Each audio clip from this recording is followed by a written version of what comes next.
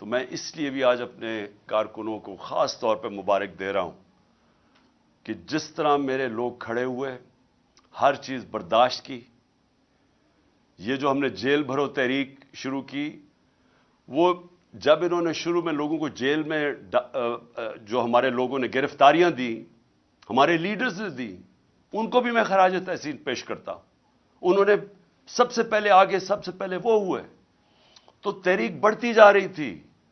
جس طرح تحریک بڑھ رہی تھی، گجرانوالہ، سرگودا، سائبال، اور زیادہ لوگوں نے گرفتاریاں دے رہی ہیں. پنڈی لوگ سامنے آ گئے. پشاور میں اتنی پبلک نکلائی، وہ پولیس گرفتاری نہ ان کو کرے.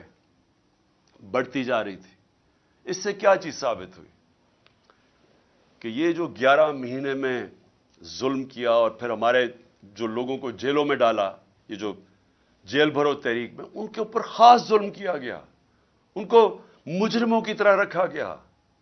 جو میں ابھی کہانیاں سن رہا ہوں اپنے لوگوں سے، اپنے لیڈرز سے، اپنے کارکنوں سے، خاص طور پہ ان کو، یعنی جس طرح کوئی فیصلہ کر کے کہ جناب یہ ہمارے کوئی دشمن ہے، وہ کیا گیا ان سے. کوئی پولیٹیکل پرزنر سے یہ حرکتیں نہیں کرتی جو انہوں نے جیلوں میں کی. میرے اوپر قاتلانہ حملہ ہوا.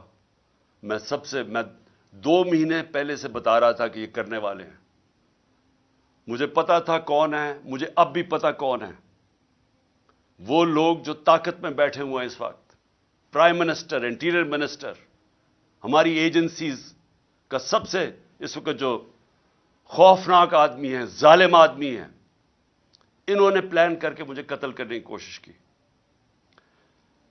لیکن ایک پلان انسان بناتا ہے، ایک اللہ بناتا ہے. اس کا میں شکر ادا کرتا ہوں کہ آج تحریک انصاف ادھر پہنچ گئی ہے. اور میں پھر سے کہتا ہوں کہ میں نے ساری پاکستان کی سیاست 70 سال جیسے مجھے ہوش آئی ہے تب سے دیکھ رہا ہوں. کبھی پاکستان کی تاریخ میں کسی جماعت کو اللہ نے وہ عزت نہیں دی جو آج تحریک انصاف کو دی ہے. 37 بائی الیکشن ہوئے، 37 بائی الیکشن. ساری جماعتیں ایک طرف، الیکشن کمیشن ان کی مدد کرنے آئی، انتظامیہ نے ان کی مدد کی، اور جو اپنے آپ کو نیوٹرلز کہتے تھے وہ ان کے ساتھ کھڑے ہوئے. اس کے باوجود 37 بائی الیکشنز میں سے 30 بائی الیکشن تحریک انصاف جیتی. یہ جو ابھی جامپور میں الیکشن ہوا، وہ علاقہ جدھر دیہاتی لوگ دیہاتوں میں رہتے ہیں، ان کو پورا ڈرایا گیا. پوری طرح ایجنسیز نے زور لگایا، پوری طرح انہوں نے، انتظامیہ نے خوف کی فضا بنائی، ڈرایا، دھمکایا. تو جائے پوچھے ذرا جامپور میں ہوا کیا.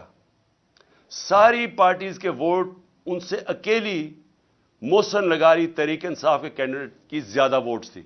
جو جنرل الیکشن میں ووٹ پڑی اس سے بھی زیادہ پڑ گئی. اس سے اور زیادہ خوف زدہ تھے، اور انہوں نے پوری کوشش کی کہ کسی طرح جو آئین کے اندر 90 دن کا الیکشن کا لکھا ہوا ہے کہ جیسے ہی پروونشل اسمبلیز ڈیزالو ہونی تھی تو 90 دن کے اندر الیکشن ہونا تھا. گورنرز ان کے، انہوں نے نہیں الیکشن کی ڈیٹ دی. الیکشن کمیشن اس نے نہیں ڈیٹ دی.